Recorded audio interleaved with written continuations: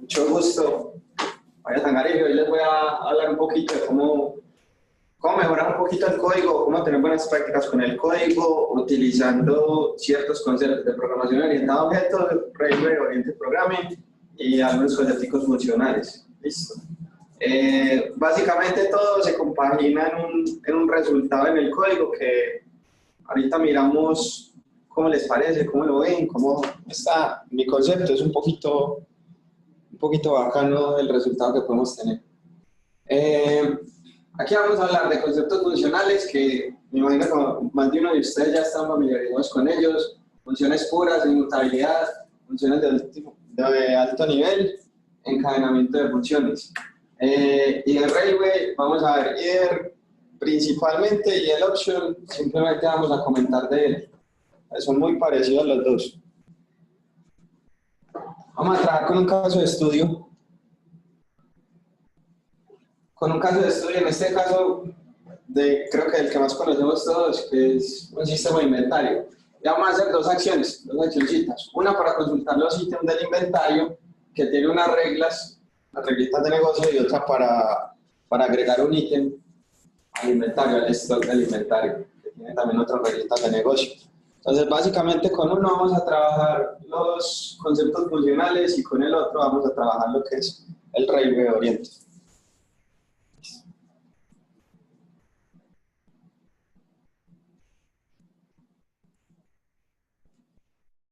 Primero, quería hablarles un poquito de lo que es la orientación a objetos o el concepto inicial de orientación a objetos, de cómo empezó esto. Eso fue hace mucho rato, en los 70, Barbara Liskov publicó un paper del MIT, que es Programming with Abstract Data Types. Ahí decía básicamente dos cosas, que los objetos tienen un comportamiento y que los objetos tienen un estado, ¿cierto? Básicamente, resumido, se decía eso. Ella explicaba un poquito el concepto de herencia, un poquito los conceptos de polimorfismo, de encapsulamiento y polarization un poquito, pero básicamente son estas dos cosas. Y Alan Kay también en la definición de orientación a objetos, que es un correo, es un email básicamente, él habla un poquito de que los objetos deberían ser para el transporte de mensajes y que los objetos encapsulan como su información. ¿Por qué viene esto al caso? Porque después de eso nosotros trabajamos con unas arquitecturas basadas en la base de datos, que tenía simplemente n capas, que en la capa del medio le poníamos core y que supuestamente ahí iba toda la lógica, ¿cierto? Abstrayendo, no basándonos en lo que es orientación a objetos o moviéndonos un poquito del concepto original, le quitábamos el comportamiento a los objetos y se lo dábamos a una clase que llamaba Core o Business Logic, ¿cierto? Eso era muy bacano cuando era simplemente un CRUD. Después de eso se pasó a modelos más complejos, a escenarios más complejos, y ya fue que se empezó a totear todo, se empezó a desbaratar como todos los escenarios. En ese punto, Eric Evans sacó la parte de Domain Driven Design, volviendo un poquito a lo que era el concepto original. Este man le dio otra vez el concepto, trajo a colación nuevamente el concepto de que los objetos deben tener un comportamiento, un estado para transporte de información y que encapsulan. Entonces, quería comentarles eso quería dar a entender que cuando programamos orientado a objetos, básicamente los objetos deberían de tener un comportamiento. Todo objeto que yo creo debería ser con un comportamiento, con un estado, debería ser para transportar información y encapsular como su funcionalidad. Muchas veces decimos que un modelo anémico puede funcionar, trabajar para el escenario propuesto. Al cliente realmente no le interesa si es anémico o no, pero se aleja un poquito como de ese concepto original. Y otras veces lo que queremos es de pronto implementar patrones de diseño, de pronto algún patrón de diseño por hacer el código más elegante, pero le podemos estar quitando el comportamiento al objeto, ¿cierto? El comportamiento natural. Muchas veces es más fácil y mejor colocar un if, un condicional, para utilizar una acción u otra que tener, digamos, una factoría. Entonces es como para analizar esos casos, para tenerlos en cuenta y que si quieren se le pegan una leidita a estos dos artículos muy bacanos, ayudan a entender el concepto original de qué es la orientación a objetos. Bueno, seguimos con la parte de funcional. Yo creo que ya muchos han visto que son funciones puras. Funciones puras son las que no tienen efectos secundarios, las que no cambian los estados de los objetos, las que no utilizan valores externos, las que no tienen parámetros de salida y que siempre el mismo argumento, si yo le mando los mismos argumentos, siempre me va a retornar el mismo resultado. Entonces, ¿esto para qué? ¿Para qué sirve?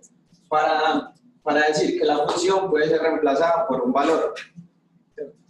¿Esto en qué caso? Por ejemplo, podemos utilizar estas funciones puras para que procesan datos grandes o que procesan cantidades de información grandes y la segunda vez que se ejecuta, en lugar de volver a procesar, podemos tener ese almacenamiento en caché. Si ya sabemos que la función es pura, que siempre nos va a retornar el mismo valor con los mismos parámetros, se puede utilizar algo en memoria, una caché, todo eso que va a mejorar, digamos, el rendimiento. Esas son las funciones puras. Este es un ejemplo de una función no pura, la primera. Esta lo que hace es cambiar el estado del string builder. Entonces vemos que si yo llamo una vez, esta función me va a dar un resultado, y si la llamo la segunda vez con exactamente los mismos argumentos, los mismos parámetros, me va a dar un resultado diferente. Esto me determina que la función no es pura. A diferencia de la segunda, que cada vez que yo la llame con los mismos argumentos, los mismos parámetros, me va a retornar siempre el mismo resultado. ¿Cierto? Así básicamente podemos probar una función pura. Dentro del caso de estudio nos vamos a encontrar con cositas como esta. La primera función es pura porque siempre recibe una fecha X y le agrega unos días, ¿cierto? Si yo le mando el 20 de enero más 2 días, siempre me va a retornar el 22 de enero, eso no tiene sentido. Y la segunda función, quiero saber de pronto qué opinan, qué piensan, si consideran que es pura, si consideran que no es pura. Eso sí, ¿qué consideran vos de esta función, de la segunda? Estoy trabajando sobre mis objetos, estoy trabajando sobre los parámetros que me llegan y no me estoy saliendo de ahí. Pero la función es pura.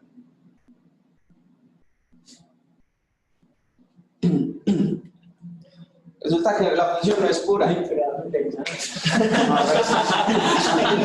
Pero seguramente tengo una hora libre.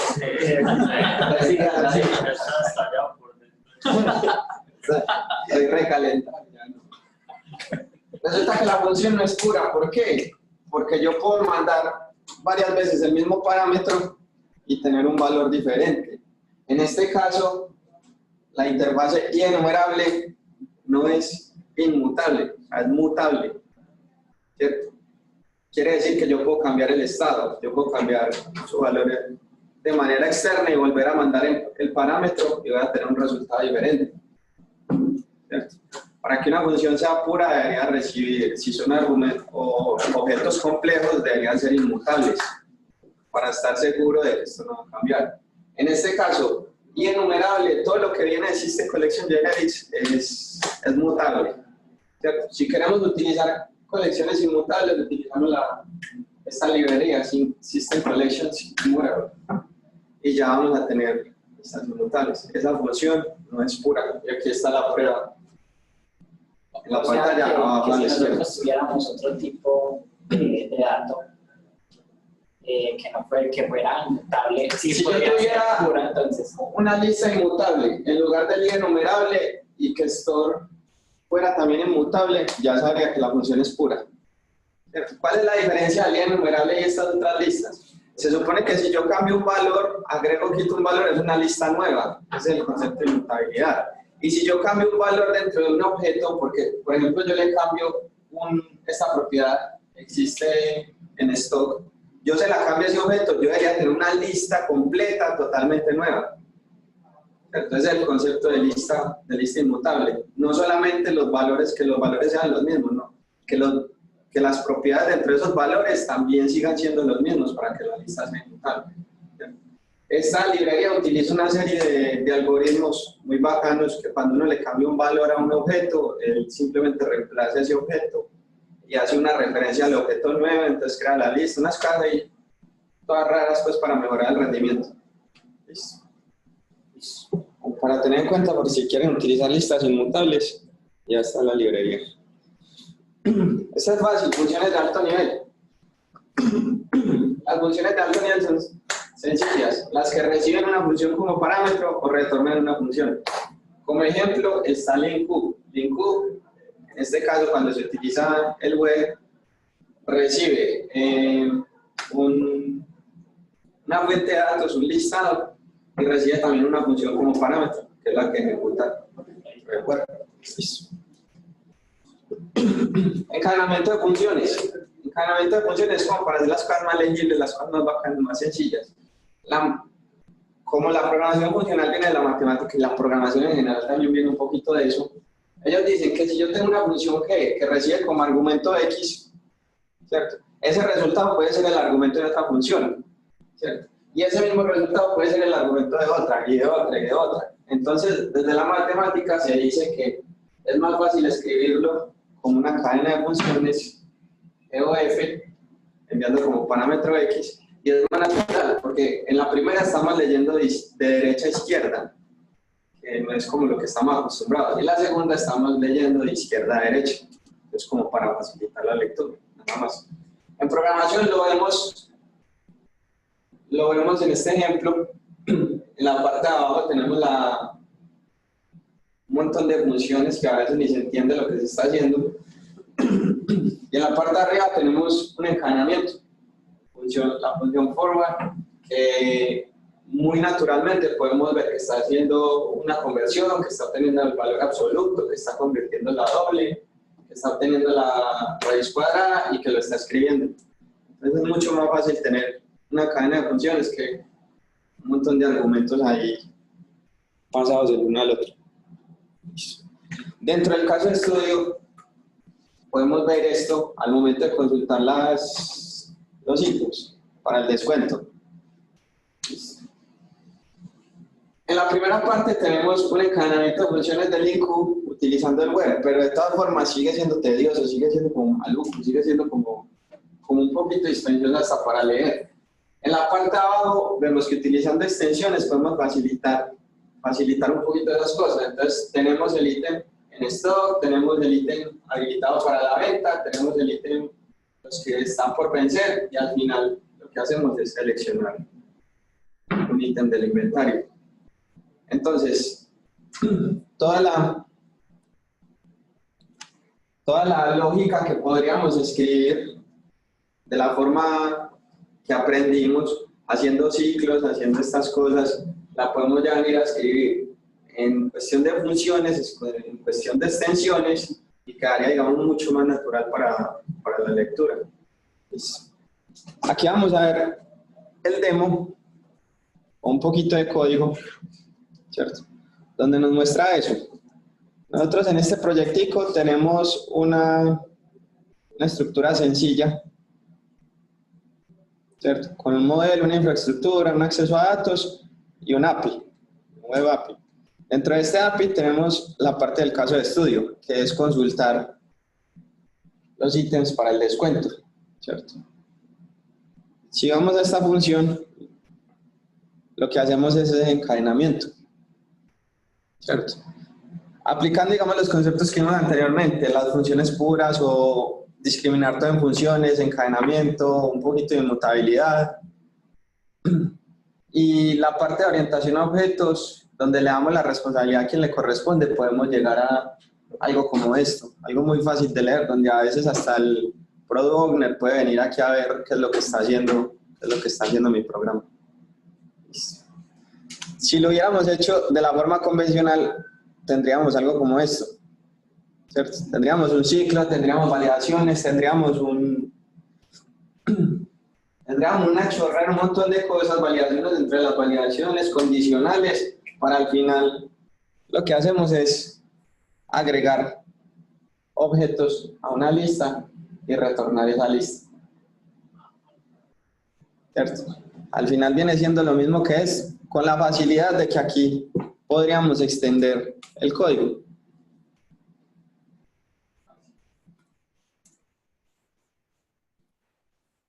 Si tenemos otra regla de negocio, la podríamos aplicar sin modificar lo anteriormente descrito. Sería muy fácil, muy bacano. Hay algo aquí para tener en cuenta que es se le dice el lazy load, ¿cierto? Como una carga perezosa de los objetos. A primera vista, lo que tenemos es como si en cada función ejecutara el ciclo completo, ¿cierto? Si en cada función se ejecutara un ciclo de todos los objetos, una revisión de todos los objetos para darle los resultados. Pero con el lazy load, eso no se ejecuta de esta manera. Él va ejecutando por cada objeto cada una de las funciones. Ese es el verdadero encadenamiento. Esa es la parte bacana del código. Esa es la parte bacana de este concepto. Él por cada uno de los objetos va ejecutando de una vez todas las funciones en lugar de ejecutar por todos los objetos cada uno. Listo.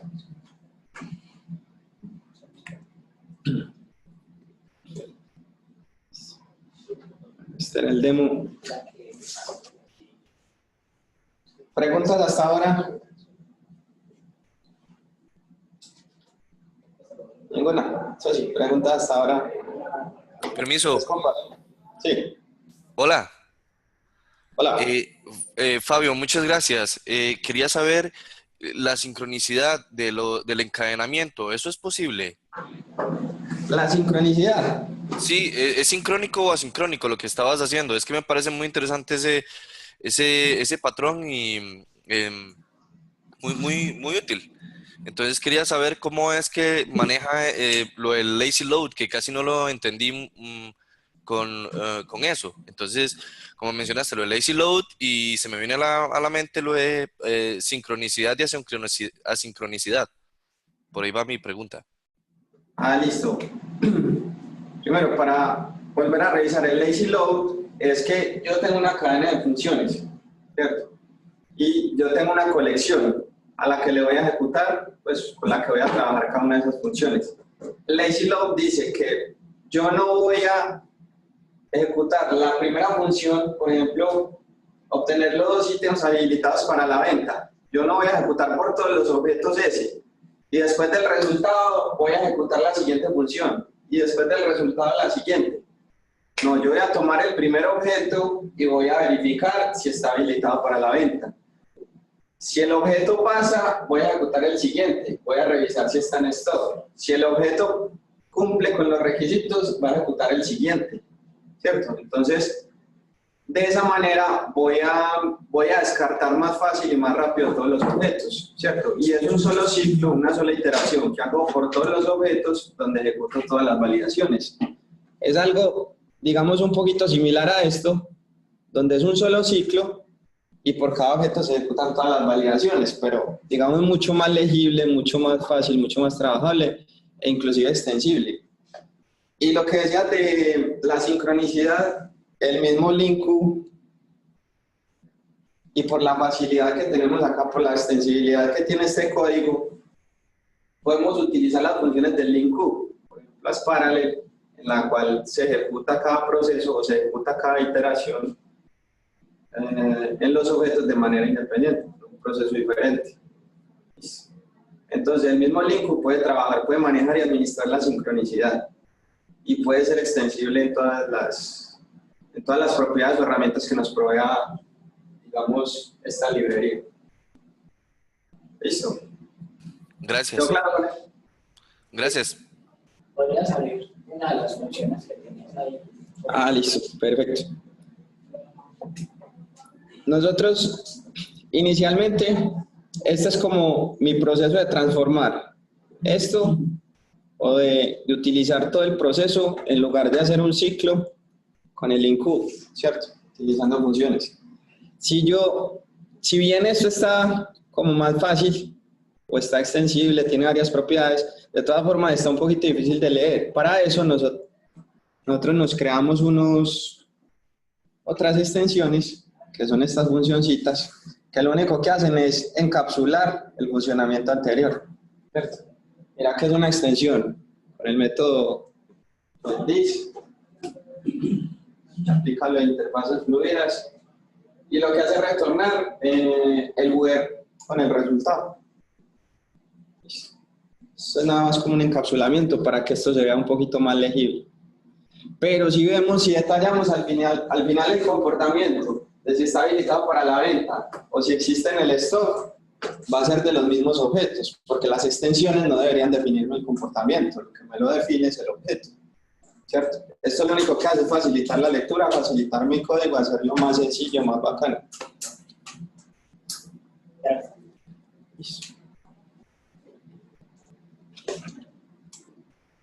Pues continuamos. Railway Oriented Programming. Desde que empezamos a estudiar esto nos enseñaron que un algoritmo es una serie de pasos para lograr algo, para ejecutar una tarea. ¿Cierto? Resulta que hay un problema, que esos pasos incluyen ajustes de configuración, validaciones, autorizaciones, autenticaciones. ¿Cierto? De ahí inferimos que cualquiera de esos pasos puede fallar. Si falla un paso, si fallan dos pasos, si fallan 3, 10, vamos a tener una ramificación en el código impresionante, vamos a tener una serie de pruebas unitarias gigantes, vamos a tener un montón de cosas que al último no vamos a saber de pronto por dónde puede meter el código. ¿Cierto? El Railway Oriented Programming propone tener una sola vía, pero como eso es casi imposible, ellos dicen, tenemos 2 vías máximo, una exitosa, donde todo pasó bien, el happy path, y otra donde algo falló. Resulta que en la programación funcional no hay un throw exception, ¿cierto? Entonces la administración de las excepciones se hace un poquito diferente. Para ellos ese fallo es el inicio de una administración de excepción, ¿cierto? Es como la ruta o la vía donde no fue exitoso el proceso. Si yo tengo varias funciones, por ejemplo en un encadenamiento, cada una de estas se puede salir, ¿cierto? Y llegar, digamos, a una falla. Pero no vamos a crear una vía o una ruta por cada una de ellas, vamos a trabajar siempre sobre la misma, ¿cierto? Una exitosa y una de falla, siempre sobre la misma vía. ¿Listo? Si nosotros vamos al caso de estudio, ¿cierto? Para, digamos, agregar un ítem al stock, donde tenemos estas 4 funciones, revisar el ítem, revisar la fecha de expiración, revisar el estado y hacer check-in.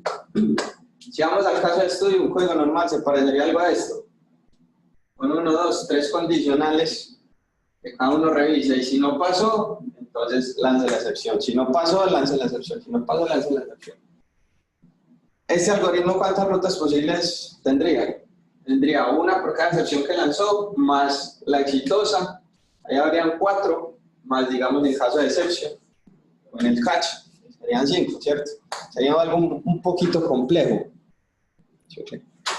El Railway Oriented Programming propone que sea, al igual de la otra manera, un encadenamiento. A la derecha podemos ver que con esta técnica podemos lograr algo así, como un encadenamiento muy natural, muy legible, y utilizando las mismas extensiones podemos llegar a lo que está en la parte de abajo a la derecha, que es el ítem, se verifica la fecha de vencimiento, se verifica el estado, se verifica la tienda y se hace check-in, ¿cierto? ¿Esto cómo es posible? Con un IDER. Un IDER es el concepto de que es esto o lo otro, ¿sí o qué? En el Railway Oriented es o exitoso o falló. Si fue exitoso, me devuelve inventory item, y si falló, devuelve una excepción, ¿cierto? ¿Por qué los vemos como trocados? Porque normalmente en inglés el right es el correcto, pues por eso se pone a la derecha, el left es el incorrecto, por eso se pone a la izquierda.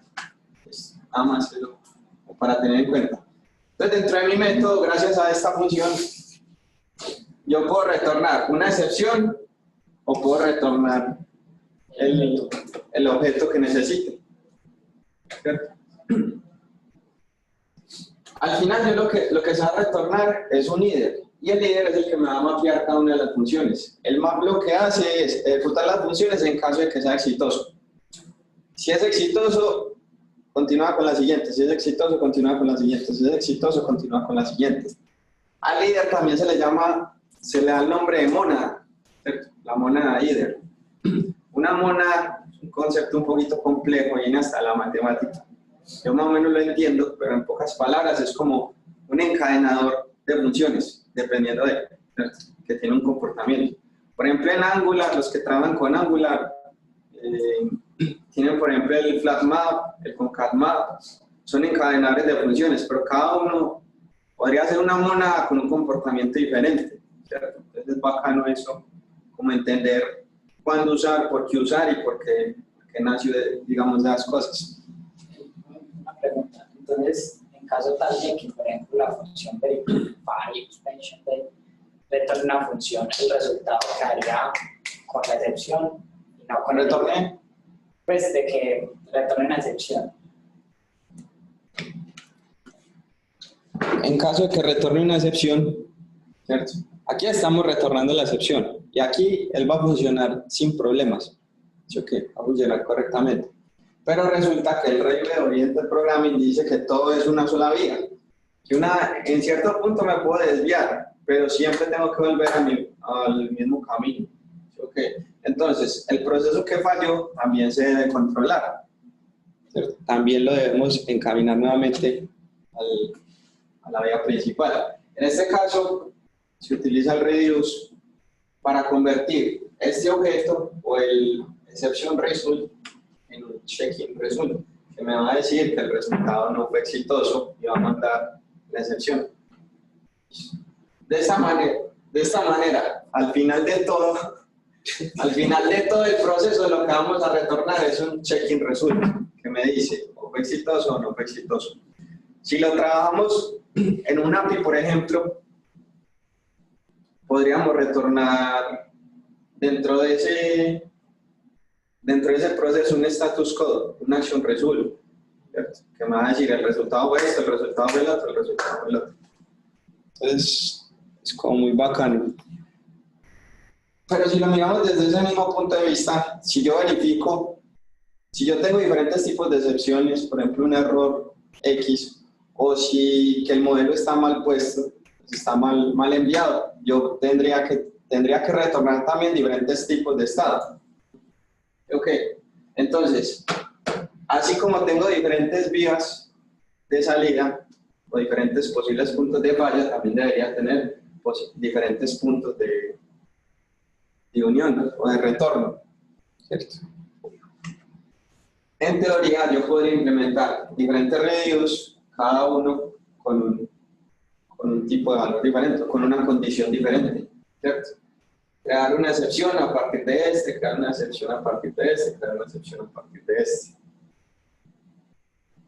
Entonces, de esta manera, por ejemplo, en un API podemos retornar un status code cuando el modelo no es válido, un status code cuando excepción no controlada, un status code cuando no existe tal objeto, diferentes tipos de excepciones. Y siempre vamos a trabajar sobre una misma vía. Miren que aquí no hay un condicional, miren que aquí hay un solo return, miren que aquí no hay vías alternas. Entonces, ¿con esto qué logramos? Extensibilidad, legibilidad. Miren que la lectura esta es muy natural, el lenguaje es muy sencillo. Eso casi que cualquier persona puede llegar a entender qué es lo que está haciendo mi código. Mantenible, única responsabilidad. Si pensamos en esto es posible siempre y cuando yo lea la responsabilidad de los objetos, ¿cierto? Porque si nos fijamos bien, si yo quisiera hacer esto sin darle la responsabilidad al objeto, tendría una melcocha de funciones por ahí regadas en todas partes que no sabría de cuál es cuál. Entonces, por eso fue muy importante el concepto al principio de orientación a objetos, para darle la responsabilidad que le corresponde y repartirlo acá. La complejidad ciclomática reducida, el control de excepciones. Miren que en este caso no estamos mandando una excepción de ninguna forma, no estamos lanzando una excepción en ningún punto, las estamos manejando, las estamos controlando y las estamos trabajando sin casi que una condición, sin un condicional. la testeabilidad, capacidad de ser probado. Aquí en este caso, como la complejidad ciclomática es menor, como las funciones están repartidas, yo puedo probar funciones independientes. En caso de que sean puras, sin mucho modo, muchas de estas cosas, quedan mucho más fácil, digamos, el código. El líder, o la opción de líder, la podemos sacar de esta librería. Ahí está el link de GitHub. Tiene muchas otras funciones. Una opción es muy similar. Lo que pasa es que una opción no es, o este valor es otro. La opción es, el valor existe o no existe, ¿cierto? Entonces, básicamente lo mismo, dos rutas. Una cuando el valor existe siempre, otra cuando el valor no existe. Por ejemplo, si yo voy a verificar algo de la base de datos o voy a crear un objeto, primero lo consulto si está en base de datos, el objeto existe, continúo haciendo lo que necesite, si no existe, salgo. Es básicamente lo mismo.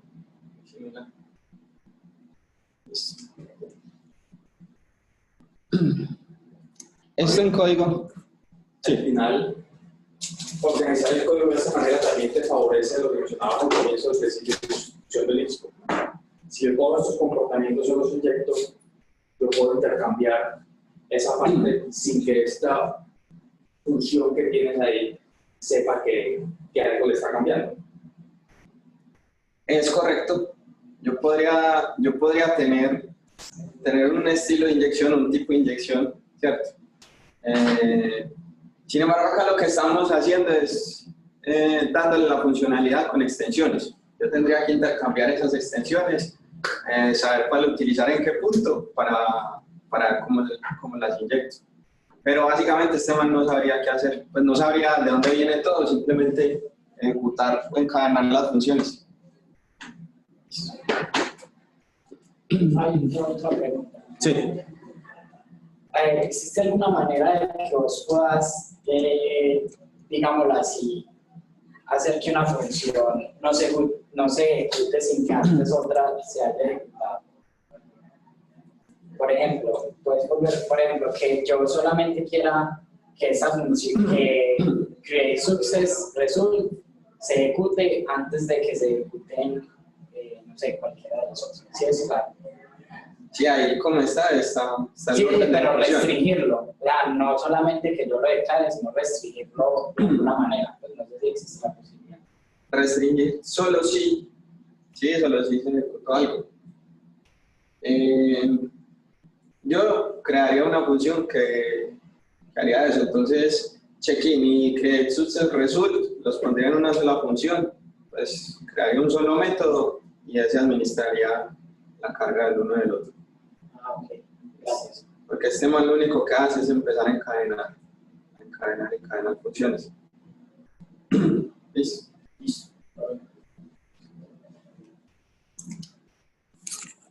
Pero por ejemplo, si yo tengo una excepción en una función, él sigue ejecutando las demás o hasta ahí llega. Ya se va de una vez el reduce. Él se va de una reduce. O sea, por ejemplo, Si yo en la primera tengo una excepción, él no verifica ni el estado, ni verifica la tienda, ni el check-in, ni crea el success result. Él se va de una reduce. Él no ejecuta nada. Por eso vimos que en esta parte es en esta, ¿cierto? Miramos que al final de todo es donde yo vuelvo y uno, digamos, las dos vías. No es durante el proceso, ¿cierto? Mira que no es durante el proceso, sino es al final de todo el proceso. Entonces él se va a ir por acá, por la vía roja, y no va a tener forma de abrirse nuevamente si hay algún otro error, ¿no? Él se va de una vez por la vía roja de fallo hasta llegar al momento en que la una nuevamente. Entonces esto en código. Por acá tenemos un API. Un API del inventario, perdón.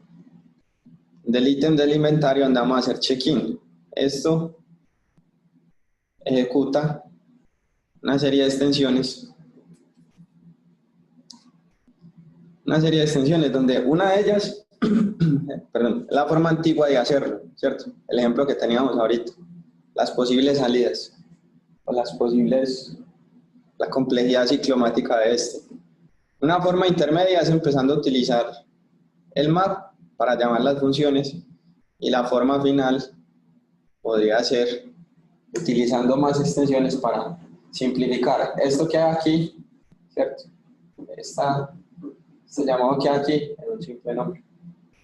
¿Listo? Y cada una de esas es una extensión sencilla, como veíamos ahora. Simplemente una row function que lo que hace es llamar la que le corresponde. Listo.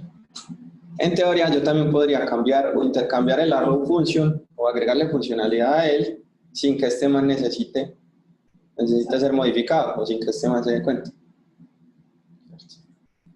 Tenemos las mismas propiedades de un encadenamiento, podemos cambiar los objetos, podemos crear un montón de cosas, pues podemos extender esto sin necesidad de modificarlo, y al final un resultado inclusive mucho más completo que el primero o que la versión inicial, que es esta, ¿cierto? Un resultado mucho más completo vendría siendo este, donde se ejecutan todas las acciones, donde se crea un result y donde por cada tipo de excepción yo voy a tener un camino. Yo voy a retornarlo nuevamente al camino inicial, el camino básico. Una pregunta, qué pena. Sí.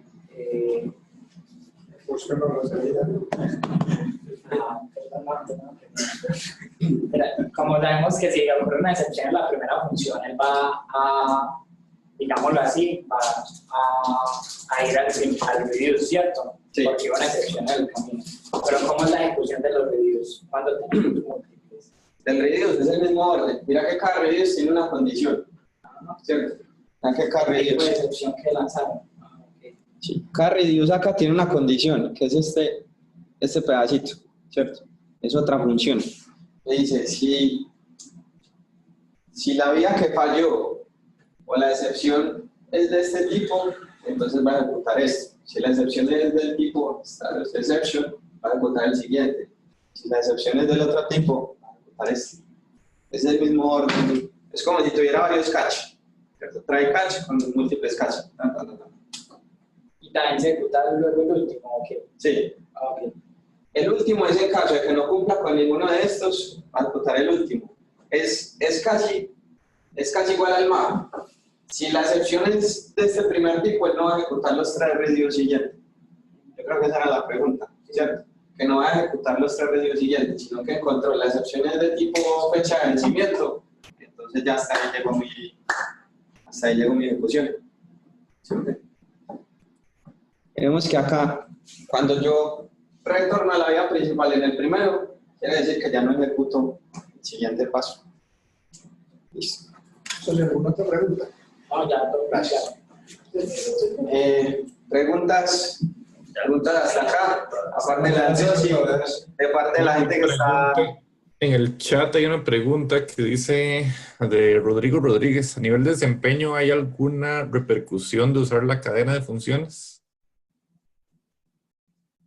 A nivel de desempeño, como sabemos, todo en esto es un trade-off, todo en esto es un tire-jala, vaya y venga. En este caso, lo único que vamos a tener en cuanto a la única, digamos, repercusión que vamos a tener en esto es que los condicionales van a estar implícitos. O sea, no van a estar como el proceso explícito, si ya pasó, si ya ejecutó, si no ejecutó. Realmente eso es muy poquito, eso es un precio, digamos, muy bajito lo que se paga por el hecho de utilizar este tipo de cadenas. Esa es la parte del líder. En la parte del encadenamiento de funciones, en este caso, es antes más óptimo hacerlo así porque podemos utilizar funciones de rendimiento como en las parallel, ¿cierto? Podemos utilizar esto que antes lo que va a hacer es ayudarme o mejorar mi rendimiento, ¿cierto? En el líder él lo que hace en el interior es básicamente, con cada mapa, él dice, ¿es exitoso? Sí, ejecuto. ¿Es exitoso? No, me brinco. ¿Es exitoso? No, me brinco. ¿Es exitoso? No, me brinco. Es como muy sencillo lo que hace. Entonces el tema de rendimiento no es algo de qué preocuparse. Listo. ¿Alguna otra pregunta?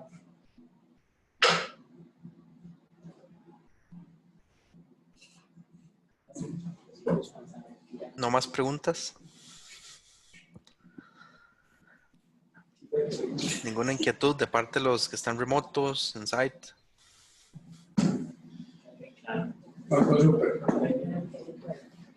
Creo que no más preguntas. Muy bien.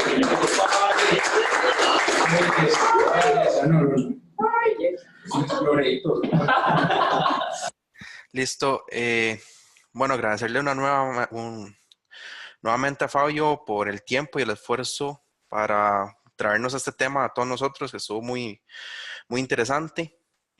Comentarles que los participantes del día de hoy que han participando para la rifa de un gift card, y de paso anunciarles, ya que veo que está con nosotros, Arbey Villegas fue el ganador de la rifa del evento del día de ayer. Entonces, felicidades, Arbey. Nosotros en el transcurso del día vamos a estarte contactando. Vale, también, muchas gracias. Justo, también invitarlos a que se sigan inscribiendo a las siguientes charlas. Nos quedan 3 charlas más.